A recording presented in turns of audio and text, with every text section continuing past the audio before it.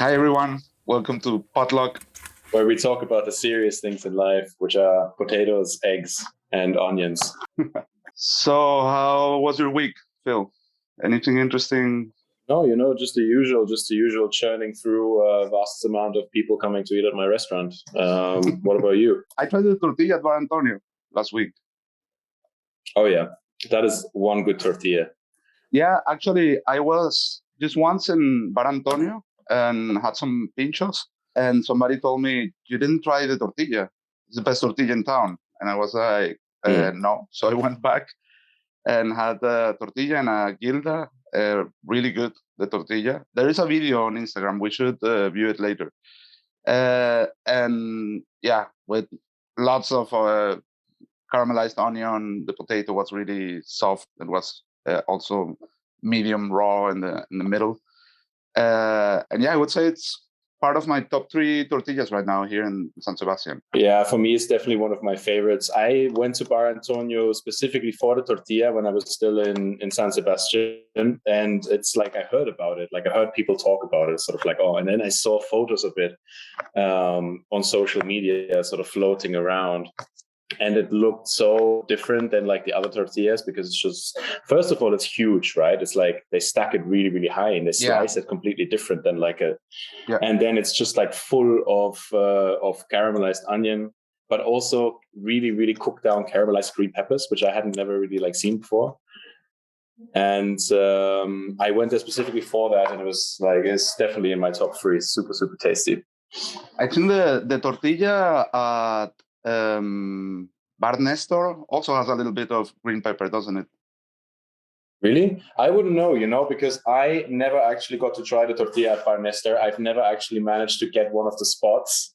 No matter who I tried to bribe or convince or how many friends in high places I had, I never actually managed to get a slice of that tortilla. It was always sold out. So Bar Nestor, for many people, is it has the best tortilla in San Sebastian. And there is this whole myth around it because you have to book your slice of tortilla 2 hours before they open, and you can only do that going to the place and putting your head under the window and asking to write your name. And there is usually a queue of people booking their tortillas, and it has become like a thing. Then you enter, you usually start with some drinks, maybe a tomato salad is also famous. The chuleta is also famous, and then the guy comes in, Nestor himself, and everybody's whispering around like, I've heard he raises his own chicken for the tortilla and saying like things like that. And he only does 2 tortillas, and they start calling by name.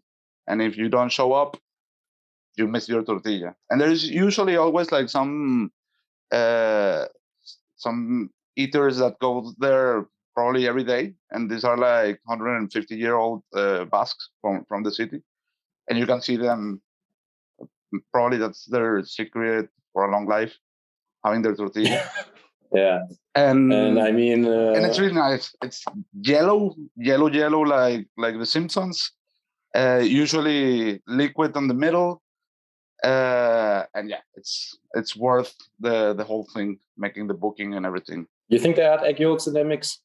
It could be egg yolks. Definitely, these are farm eggs for sure. Yeah, of course. And I mean, like this is the cool thing about tortilla, right? Because obviously there's this whole, mythical feeling that you have with a lot of these Spanish places where like you have a place that does one thing extremely good and it's like far away, or you have to pre-book or like whatever. And that adds a lot of the kind of like feel to it, no? But at the same time, tortilla is for me like a really good representation of what makes really good Spanish cooking, which is super simple ingredients, but prepared in a very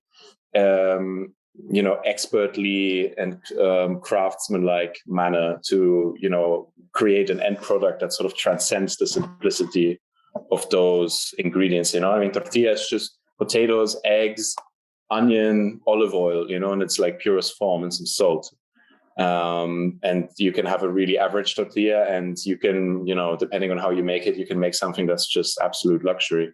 Yeah, and it's actually super simple to make. It's actually something I learned quite late to do. I was already a cook for a couple of years, and I was working here in Spain, and it was like something like not knowing how to make a tortilla. It was quite like, what, really? You call yourself a cook? And and there are for things that are not so obvious. And if you watch the video of Bar Antonio when they do the tortilla, once they put the whole mixture with the potatoes and everything to the pan, they break it before swapping it. Also before flipping it, and there are also many things like the eggs should be at room temperature. Many times they put the mixture of the potatoes while it's still warm. This, of course, you can do this if you're making like one tortilla for like for a bar or something. If you're going to have like tortillas a la minute for service, you usually have everything on the fridge. There's also people that adds olive oil to the mixture. I've seen many things. People that add egg yolks. Then there are some people that cooks the potatoes until they're almost crispy, like light brown. Others, they just poach it on oil until it's soft. My top three is definitely Bar Nestor, Bar Antonio, and then there is another bar here in San Sebastian called Adamo, and it's a bar that probably the only highlight they have is the tortilla, because otherwise they have like just beer and jamon, so nothing crazy. It's been cooked there.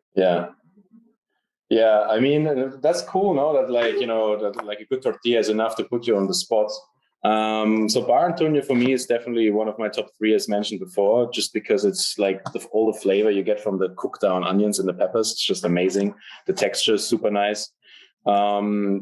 Then among my other top three is also Parafina, which is in London. And you're talking about cooking potatoes earlier. There's where I really learned how to make tortillas. And they actually, apart from sort of like cooking the onions separately and making like a really classically sort of like sweated down caramelized onions and then mixing that in afterwards, they also take their potatoes and make them into potato chips. So they soak them in water, they deep fry them, they salt them until they're like very nice and crispy. And then they add them into the egg mixture and fold them in really, really gently, so not to break up the potatoes. And then they let the whole thing sit for a while, so it like soaks up all the liquid from the eggs. But you don't want to stir it because you want to maintain all these layers of potatoes. You want the potatoes full as possible, right? As whole as possible. So then when you ladle it into your pan and you make the actual tortilla, you have all these different layers of potatoes inside, which are all obviously, fried and brown and, super tasty. And like, it's super crazy because like I saw that the first time, I was like, there's a completely different way of making this than what I've ever seen in Spain. And it works really well. It's like, it gives you advantages and disadvantages. You get all the layers, it's cool, and you get all the flavor, but like you can't, for example, break it, like you say in the beginning, where you pull the edges in towards the center to kind of control the cooking. So you are bound to have a tortilla that's brown on the outside, right? Because you have to cook it longer so that the inside is cooked enough. And also they were quite small size. They were sort of like small individual tortillas rather than a big one that you then cut into slices. And then one of my top tortilla experiences by far has to be at a restaurant called Casino in Navarra, sort of like 2 hours drive from San Sebastian, which was I'm sure it's still open, but it's like, it was so cast away in the middle of the forest that I have no idea. I've never heard about it. I've tried to look it up, but could find very little about it. My friends took me there. And I remember that this place was also very well known for their tortillas. They were doing different sort of grill things also. But the tortilla was the sort of standout dish. And when we arrived, we asked whether we could peep into the kitchen, and saw the head chef, the owner, which was this old woman who was making enormous pans of tortilla. Those things, I don't know whether in my memory it's just warped and I'm just kind of like imagining it in a sort of Alice in Wonderland, huge proportions. But I remember watching her cookies and then just flip them by hand. And I know, we both know that tortillas are a very fragile thing that can very, very easily just kind of like flop off the side of the pan and completely shatter all over your stove. And that tortilla, I remember, was really a sort of time-stopping moment. You kind of ate it and you were sort of like, wow, how come that this thing is so extremely delicious? When you say by hand, you mean it was flipped like a pancake? Exactly. I've seen videos of that, but this kind of videos, like a guy flipping like a really big tortilla, it's like a pancake. Yeah. I would never do that, actually. I've tried and succeeded, and I've tried and failed spectacularly. I mean, I remember when I was cooking in a restaurant, a Spanish restaurant, and it was an open kitchen. And I had spent the night making a lot of tortillas, and then had some mix left over. And it was the sort of custom that at the end of the night, you would make the rest of the mix into a very large size tortilla, so that the dishwashers and the waiters and the rest of the prep cooks that were still in the restaurant had something to eat before they went home. And I was flipping all the tortillas by hand in that restaurant just because I was so used to it. And I was making, like 100 tortillas a day. And I started making this big size tortilla, and there were still customers sitting at the bar.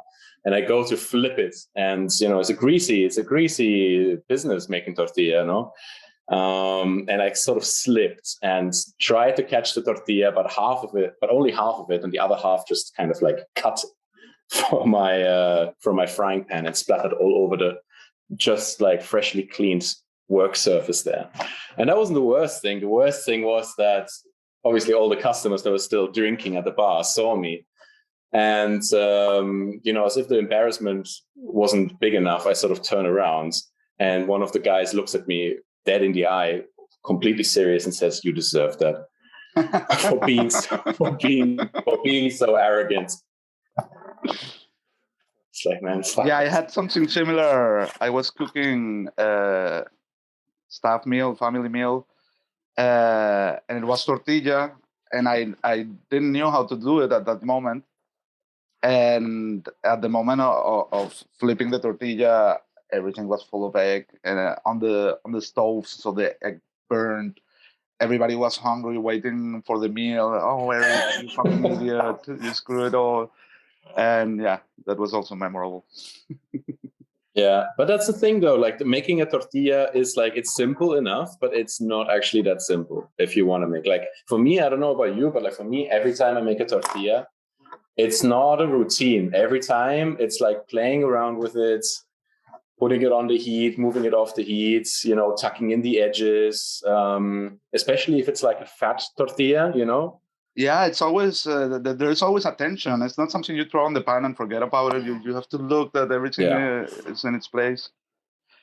Yeah, another trick that I learned is if you have like oil in a squeezer in a bottle, when you already have the tortilla, to put some drops on the border of the pan, so the oil goes in, and that helps a lot that it doesn't stick on the borders. That's a good one. Yeah, I do the same thing. Yeah, and I think it's kind of like, it's very important to note that a tortilla is not an omelette, right? But kind of like with making an omelette, I do think it's, like if you've ever tried to make an omelette in a pan that's not really seasoned or that's not non-stick, it just never works. Like, it's absolutely impossible. And you try to make it nice, but you're just going to end up making scrambled eggs and be really disappointed and ashamed of yourself. But if you have a super non-stick pan that you like only use for whatever crepes or pancakes or omelets, then like it's relatively easy. For me, it's the same thing. Like, you can just not make a tortilla in a pan that's not seasoned nicely. or that's not completely non-stick. It's just a recipe for failure. Mm-hmm. Yeah, I agree. Absolutely. Yeah. Another thing is about the color. We were talking about that the other day. Color or no color. Well, I think either no color or just a little bit. If you see the tortillas at Bar Nestor, for instance, they just have like just a little bit and not over the whole surface of the egg. That's actually something that is not acceptable here in Spain. If you see a tortilla that is completely brown, people won't eat it. On the other hand, if you see a tortilla completely yellow with no browning at all, that's fine. That's okay. That's totally fine. Yeah. And, I've asked myself why that is, because I also like tortilla that doesn't have any color, but it completely speaks against all my sort of like logical thinking in my professional sort of mindset, as a chef. Yeah, like browning is good. You always want something to browning is brown. flavor. Yeah. Of but course. I guess it doesn't apply to eggs. Maybe like the brown of an egg. I don't know. Maybe if you make an omelette, you also want it to be yellow, or just a little bit of browning. Yeah, I guess you're right. I mean, it's kind of like comparing a sort of like very classic French omelette to like a countryside style French omelette, where it's sort of like more rough and brown on the outside. I think it's also a textural thing, like a much more gentle cooked tortilla. It has that sort of like bounciness to it. And then also, like also the big sort of like controversy is, is it fully cooked through or is it medium rare? No. And that's also interesting because people here love their tortillas medium rare or a little bit raw in the middle. And abroad, that's not acceptable. Like in Germany, for instance, Spanish restaurants in Germany, they would send it back to the kitchen like, no, what is this? This is raw. You will get salmonella. You can't do this. And here it's completely the opposite. I mean, you get to see through cooked tortillas and some bars, but like the special ones, they're always raw. Yeah, you never see like you never go to a place where they say, "Oh, the tortilla is really good," and you get a fully cooked tortilla. I think the fully cooked tortilla has its place in like sort of more like dive like bars, kind of like more trashy places, and especially like in bocadillos, in sandwiches. I think a fully cooked tortilla has its place. But yeah, for sure. But I mean, then again, it's like important that it's not like completely raw. It's like it's just like more gently warmed through and not fully cooked. I mean, like that's also important. Like I've also had tortillas where they're like that have come out from like inexperienced chefs and it's just super runny liquid in the center. And I was like, man, come on, it's a bit too much. And they're like, no, it's supposed to be like this is medium rare. And I'm like, yeah, no, there's a difference also between sending a steak medium rare and sending it out still cold in the center, Of course. Yeah. Then you have here all these supermarket tortillas that you can buy in the supermarket, which are horrible in general. I've never had a good one. They started actually to sell here, and that's okay. I think that's a good solution. Like the potatoes and the onions already pre-cooked, and then you put the eggs and make your mixer.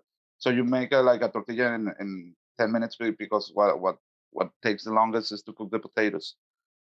Yeah, I mean, I guess so. I guess that's acceptable, but I mean, that's only as acceptable as buying like a pre-peeled banana, sort of like vacuum packed into a plastic casing, where you kind of like, I mean, I guess you did do a little bit of the work for me, but I'm not sure that it's more morally acceptable.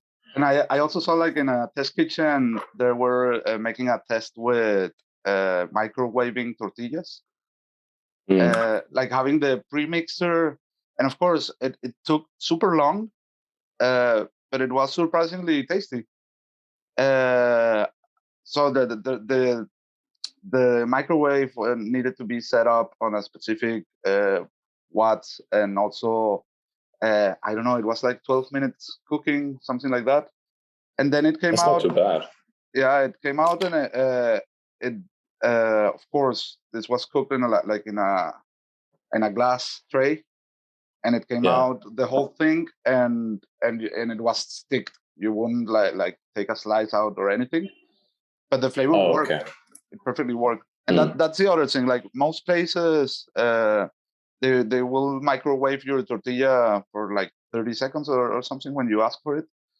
And that's also like a key moment. If you overcook it on the microwave, then it's over. You get this overcooked egg that makes no sense at all.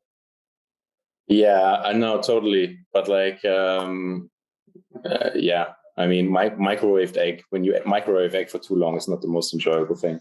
I mean, I can see the sort of like, I've never had a supermarket pizza or microwavable pizza tortilla. I never had a supermarket tortilla, but I can see the sort of like microwave thing. So like you mix like everything together and then you just microwave it. Like, no. Like usually in supermarkets, you get the whole tortilla, which are pre-cooked tortillas. And they're probably, I think they're made with egg powder or something, because it doesn't taste like real eggs. I can imagine like in industrial scale, they would do it like that. But no, I was the other thing was you get your pre-cooked potatoes and you buy your own eggs and you mix the whole thing, and you can do it like on a pan like a normal tortilla, or you could put it in a tray and microwave it. I mean, that's pretty cool, actually. That's pretty, like, I get that, you know, you don't have to look after it. You can just put it in the microwave, set the timer. You can do some other stuff, you know, like. Exactly. I mean, culturally, it's shocking for Spanish people, like, but I mean, like a Korean student that wants to have tortilla in 10 minutes, you know, it's perfectly fine. Yeah, totally. But it is a bit of a blasphemy for sure. Then I remember there is this food critic here in Spain called Rafael García Santos, and I had a guide called Lo Mejor de la Gastronomía from 2005, and he had like a section only of the best tortillas, and he would write like a micro article of each one, like how they cook it, where they get the eggs from, and he would point them like 1 to 10, give them points, which is the best tortilla in the country. I don't know. I think that guide it doesn't exist anymore. But yeah, it was quite an important food guide, restaurant guide here in Spain. Yeah, and again, like, you know, it's like crazy how people get fixated on such a sort of like quintessential, you know, food item, like something so humble, but that then, you know, it gets made into something very special. I mean, it's the same, like, you know, say, for example, pizza, right? Like, it's just a bit of dough with some toppings, or by how much care and attention you put to all the, you know, separate parts of what makes the dish. You can make it become something really, really humble, but really, really special. I mean, Spanish, you know, the Spanish food culture celebrates itself so much. You know, it's one of the things that makes it, you know, super beautiful for me. They really celebrate these sort of traditional quintessential Spanish things. Yeah, and it's funny because they can become even super food Nazis about it. Like Valencians with their paella, they can go really aggressive if you mess with that, you know. I can remember a few years ago, I think this was 2016, and Jamie Oliver posted like, and this is my take on paella, and it was I think it was with chicken wings. I don't remember what else. And chorizo for sure. And people like got super aggressive, like trolling him, but like insulting him really hard about it, you know. As they should. But those are Valencians. If you go to the south, to Andalusia, they're super fine with messing around with, like, making gazpachos with whatever fruit. You could make a mango gazpacho, and that would be okay. They would be fine with it. Yeah. Who would you ask how the perfect tortilla should be? Who would I ask? Or to give a comment about tortilla? Yeah, I would ask our buddy Alfredo. Alfredo knows a lot about tortilla, and is I mean, he's a chef I very much admire. And I mean, he's one of the guys who, I mean, when was this? 2000s, 14, I think, ages ago. He really sort of like my tortilla game up, another level for sure. Yeah, he's a great chef, no doubt. Yeah. I think I would ask Javi Rivero from Ama. Ama's a restaurant in Tolosa. They do a super nice tortilla, and they make tortillas of many different things. And I think Javi, he's probably one of the young faces of Basque gastronomy. He has a project of making a fine dining restaurant, and COVID came, so he couldn't make it, but he probably will in the next few years. I would ask him to send me an audio about what are his what would be the most important things for him about the tortilla. Yeah, it would be great to hear from him. So, and then onion, no onion, peppers, no peppers. So I think for me it has to be onion. Onion has to be inside. Like the caramelized sweet onion flavor is for me a must. Too. There's a lot of people that don't like onion in their tortilla. And for me, it was also impressive to see, like, I actually think that Bar Nestor adds just a little bit of green pepper. And that's also something that you wouldn't expect if they're telling you this is the best tortilla in town. You wouldn't expect to have green peppers in it, Yeah. Do you think that's actually quite like a sort of like Basque move to put a little bit of green pepper inside? Could be. I mean, there are variations on the tortilla and from different regions. I don't know if that's something from here or if that's something common in other regions. I know, for instance, that in Galicia they tend to cook the potatoes more, like making it almost crispy. By the way, have you ever tried tortillas with potato chips, like bagged potato chips? No, but I mean, after I saw how they were doing it, where they were making their own chips, that worked so extremely well because of the layers that it gave, that I've wanted to try it, just kind of like putting them in the eggs and just letting them sit without breaking them up and just letting them soak it all up. With homemade potato chips? No, with bought ones, Okay. And then you have to sort of then you have crazy flavor combinations. I mean, French onion dip, glutamate powder, Yeah, exactly. Hey, Cheeto tortilla. If you go to the States and you open a Spanish fusion restaurant, you make hot flaming Cheetos tortilla, for sure. For sure, you're gonna be the next Guy Fieri. So we're running out of time. Do you have any recommendation about an Instagram profile or something interesting that you saw in the last weeks? Regarding tortilla right now, no. I think everybody should go check out Bar Nestor. People who have not heard of them or ever been to San Sebastian, Bar Nestor has recently been more and more active on social media, and you can have a little glance into something that's a quintessential restaurant in the Basque Country. Yeah, I would recommend Bar Antonio, which is also active on social media, and they recently posted a video about how they make their tortilla, which is quite informative. So what should we talk about in our next session? Next session, I think we should talk about fried chicken. Fried chicken. Yeah, everybody loves fried chicken. Everybody loves fried chicken. I think it's becoming one of the most popular foods in the world, maybe for a long time. But in a broad spectrum, like fried chicken, American, fried chicken, Japanese, Latin American. Absolutely. Cool. Transcendent. Fried chicken in its glory, transcending the world, uniting everybody. I think, again, it's something so humble, but something that we can go really in depth about. All right, amazing. I'm going to go eat some tortilla now. Yeah, me too. I actually have good tortillas bars just around the corner. Yeah, I don't, unfortunately. I have to make my own, but there we are. All right, so then I'll see you next week. See you next week.